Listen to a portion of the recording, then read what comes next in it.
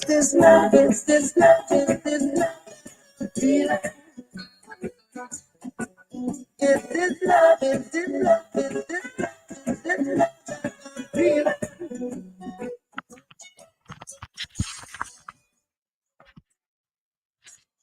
All right. Good morning. Good morning. It is 6:32 on a sleepy July 9th. Today is Wednesday. I hope everyone's feeling well.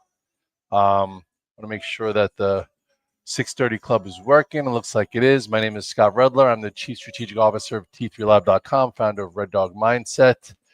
I hope everyone's feeling well. We've had a bit of a digestion few days. You're allowed a digestion few days after an enormous run like we've seen multiple months. What you don't want to do is do too much. You don't want to overtrade.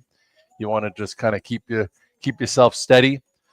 For those of you who started to subscribe above to Red Dog Mindset, thank you. I know you've been watching the 6:30 Club for, I don't know, since 2020. Hopefully I've added some value in your life. And now you want to think clearly so you can execute with confidence, and you want to grandfather yourself in before September.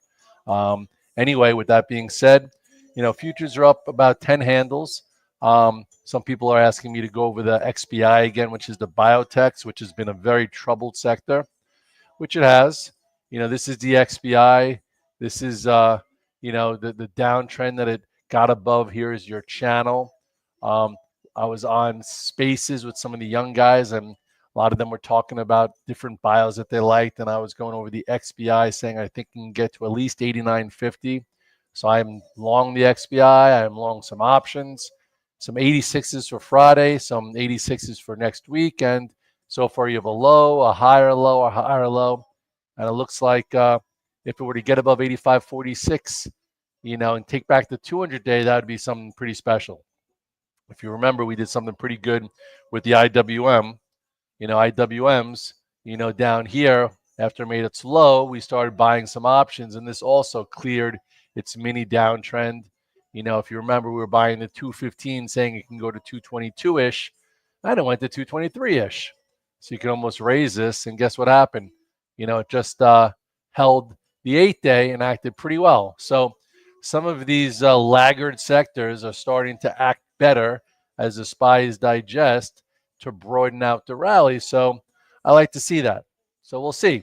I'm just looking for setups. I'm looking to not get in trouble. I'm looking to try and continue to make money. I know a lot of us closed out June or the second quarter at the highs of the year, and then then I tried to get over hedges and that. But anyway, with that being said, I think the IWM is doing well still, and I still think that the XBI can get to 89.50.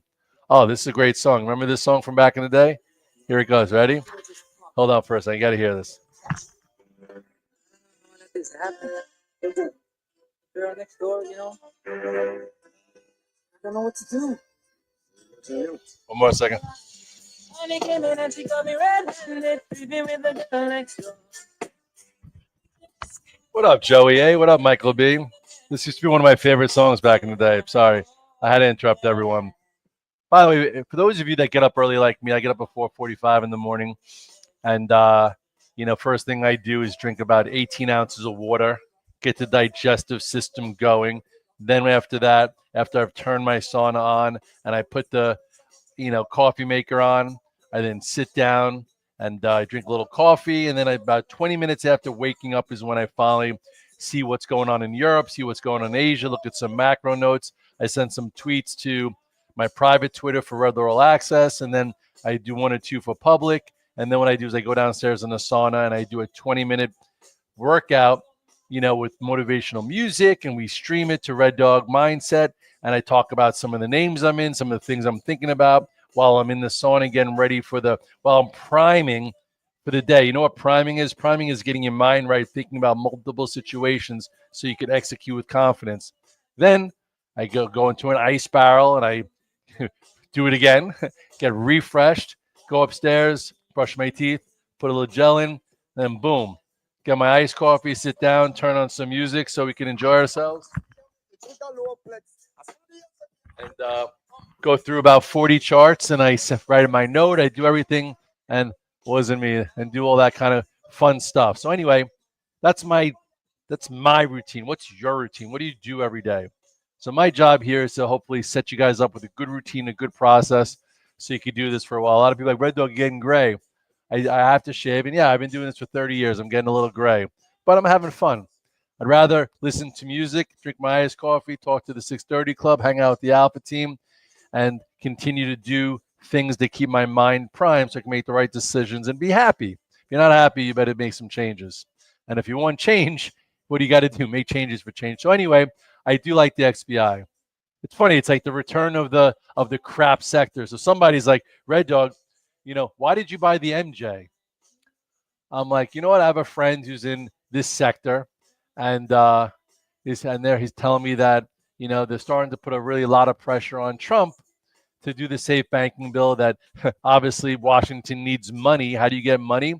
You get the safe banking bill so you could send money interstate, and that could really release out of the doldrums the cannabis sector. I just posted this article if you want to take a look right here. Let's see, where is it? It goes over all the celebrities that are giving Trump a hard time, that want to make it easier for business to be done interstate so it can be taxed. So anyway, people ask me why. That you can see it on my disclosures. I actually got some pretty good prices, and I'm not bragging because this sector's been the worst. It's not a focus. I just bought some MJ September, October calls, and I bought some MSOS calls also, thinking maybe if there is a rotation, everything is gone. Maybe you could see the 200 days. The 200 day not much to ask for. Anyway, with that being said, we'll see. So some people are asking me, when will Bitcoin finally break out? And to be honest, I'm not sure. All I know is that it's hanging here. It feels like, as long as the IBIT stays above this inside area, hopefully can get going. I think Bitcoin has to hold 107-ish, 108-ish to clear 110-ish, and then maybe it could work towards another new high. Some of us made a lot of money the last 2 days in this SBET. 2 days ago when SBET was ringing the bell on Monday, I told you guys, and I was buying options, and they sold it, and I bought it the whole way down, and then all of a sudden SBET woke up yesterday. Look at that. So that's kind of cool. Even though it doesn't look like a lot, this made me a decent amount of money. I also had the $15 calls, and I still do. So maybe this gets a little sillier. This is what they say is like a mister, but for Ethereum that Tom Lee and a few other guys are involved in. So anyway, I bought some, and every now and then you get something that works pretty well. And this morning it's up another 14%. So that's kind of cool. Maybe this gets meme-ish. I've never really caught a silly trade where like you buy options and all of a sudden something like that happens.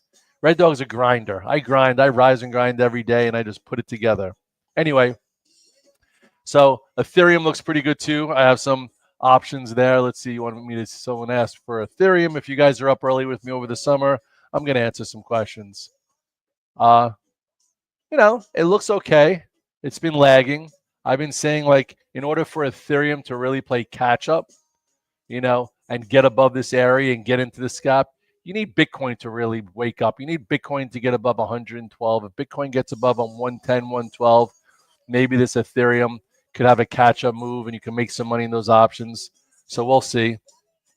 So if you want an ETF for Ethereum, I think this one's is very reliable. So we'll see. Let's go back to regular stocks. I don't want to talk about crypto. It's annoying. It's not annoying. Just, I'm not going to claim I'm a crypto expert. I used to trade a lot of altcoins and did a lot of things back in 2020. I have no interest anymore. Bitcoin every month for your entire life, like gold and equities and bonds and credit if you have a pie chart. And every now and then when some things look good, I go after them. You know what looks pretty good? Right now, Nvidia is interesting. Look how tight Nvidia is. For those of you in the 630 Club with me and you made a lot of money, when we cleared 146.18, you remember last week we had another little move. Well, it's looking pretty good again. I'm in some stock. It showed some relative strength yesterday. It's lagging a little bit this morning, but maybe it gets above 61 and continues.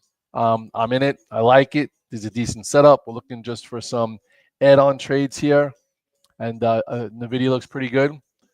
Some people are asking me, when is ASTS going to wake up? You know what? I don't know. All I know is that The Alpha team made a lot of money.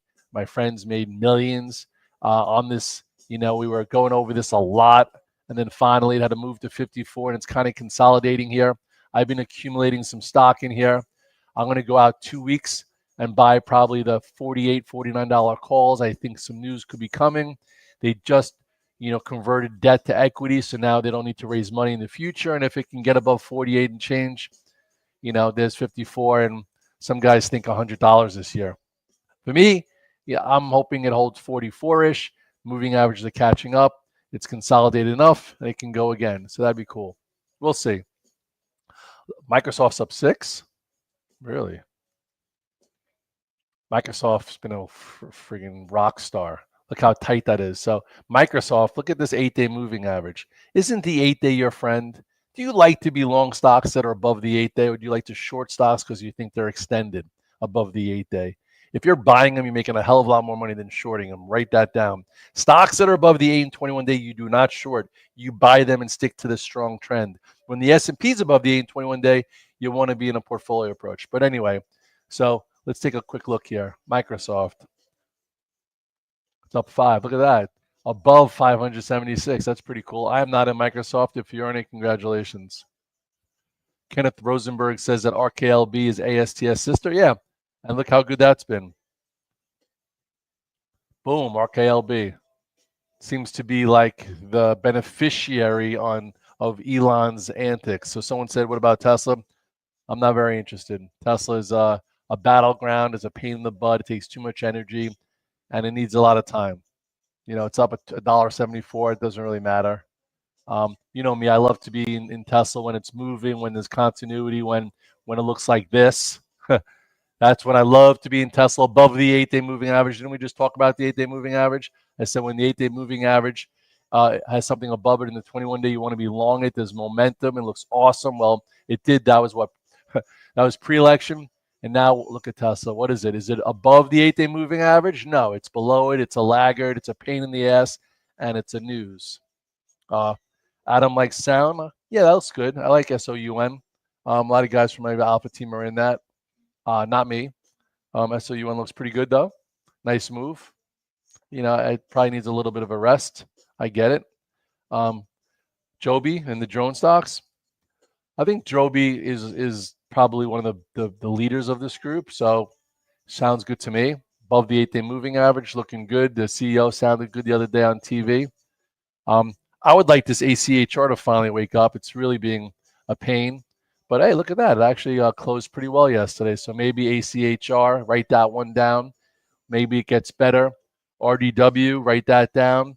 It's in the base here, so sometimes it's better to buy it here versus chasing it. A lot of my institutional friends really like this one. Yeah, WRD woke up yesterday, so that's cool. So if you're in it, great.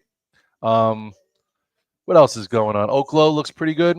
Looks like it, went from, I don't love a candle like this when it all of a sudden looks good and then takes back an entire day. I started buying it in here. A lot of my guys were selling it yesterday. If you're still in it, you could put your stop in at 50.09. If this stock's going to be any good, it should not get below 50.09.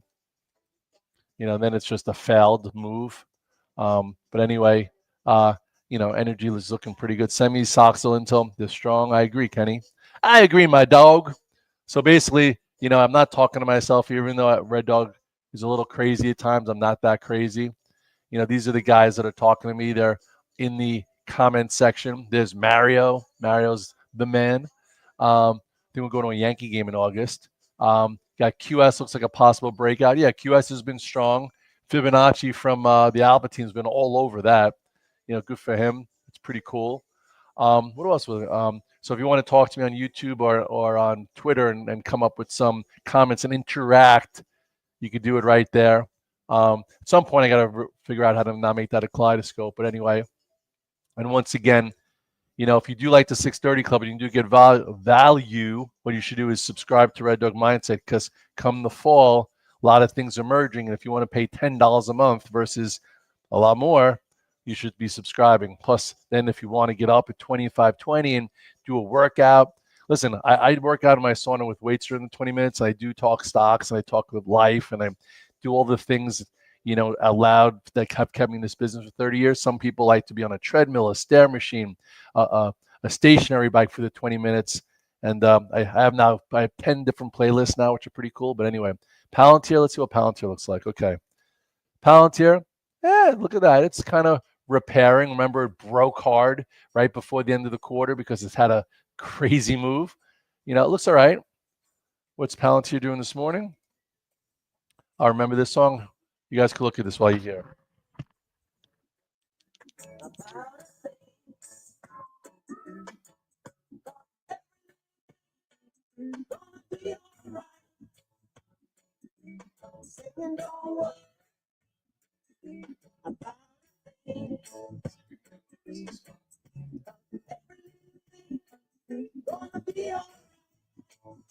By the way, everything's going to be all right.